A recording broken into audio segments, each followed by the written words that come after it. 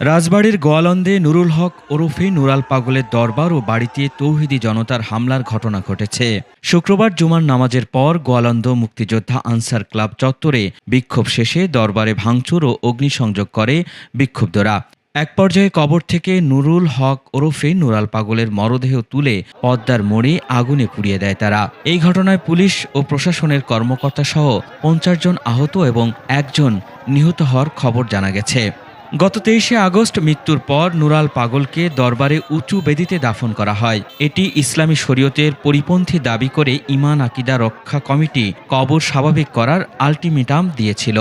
শুক্রবার সকালে দরবার কর্তৃপক্ষ কবর নিচু করা ও সাইনবোর্ড অপসারণের কথা জানালেও বিক্ষোভকারীরা তাতে সন্তুষ্ট হয়নি। প্রশাসনের পক্ষ থেকে দাবি বাস্তবায়নের আশ্বাস দেওয়া হলেও পূর্ব ঘোষণার কর্মসূচি অনুযায়ী বিক্ষোভ করে তৌহিদি জনতা। এ সময় উপজেলা নির্বাহী অফিসার ও পুলিশের গাড়ি ভাঙচুর করা হয়। পরে সেনাবাহিনী ও র্যাব ঘটনাস্থলে গিয়ে পরিস্থিতি নিয়ন্ত্রণে আনে। এদিকে রাজবাড়ী পুলিশ সুপার মোহাম্মদ কামরুল ইসলাম ঘটনাস্থল পরিদর্শন করে জানিয়েছেন, পরিস্থিতি এখন কিছুটা শান্ত রয়েছে। এই দুর্ঘটনা এড়াতে পুলিশ সব ধরনের ব্যবস্থা গ্রহণ করলেও এটি ঠেকানো সম্ভব হয়নি বলে জানিয়েছেন তিনি। বর্তমান পরিস্থিতি আপনারা দেখছেন যে আমাদের সম্পূর্ণ নিয়ন্ত্রণে আছে। এখানে তৌহিদি জনতার ব্যানারে ঈমান ও আকিদা রক্ষা কমিটি তাদের একটি এখান থেকে প্রায় আধা কিলোমিটার দূরে একটি আনসার ক্লাব মাঠে শান্তিপূর্ণ সমাবেশের কথা ছিল। সেই শান্তিপূর্ণ সমাবেশের কথা ছিল।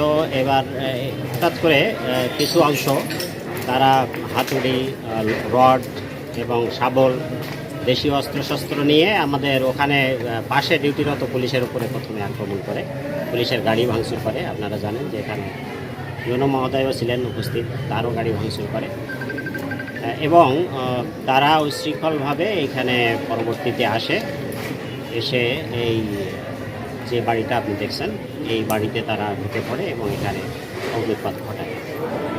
ফায়ার সার্ভিস এখানে প্রথম দফায় এসেছিল, পরে আমরা এসে দেখি যে ফায়ার সার্ভিস নাই, তারা চলে গেছে। পরে আবার আমরা তাদেরকে বলেছি ফায়ার সার্ভিস পথে আছে এবং এখানে হতাহতের বিষয়ে এখনও আমরা তেমন তথ্য পাই নাই।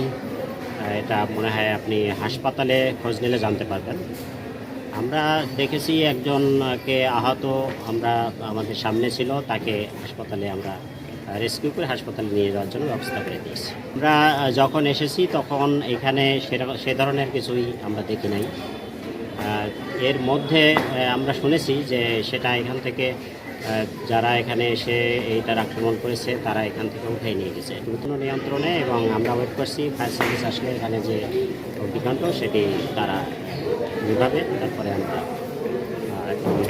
জায়গাটি একটি ক্রাইম সিন, এটা আমরা সিলগালা পুলিশ সদস্য মারাত্মক আহত নাই, কিন্তু ছোটোখাটোভাবে আহত হয়েছে এবং তারা যতটুকু সম্ভব নিরাপত্তা দেওয়ার জন্য কাজ করেছে। কিন্তু তৌহিদি জনতার যে সংখ্যা এবং ভলিউম এটা অনেক বেশি থাকাতে আমরা স্ট্র্যাটেজিক্যালি পরবর্তীতে এনফোর্স হয়ে বেশি সংখ্যায় পুলিশ নিয়ে আমরা এই উপস্থলে এসেছি এবং এটা নিয়ন্ত্রণ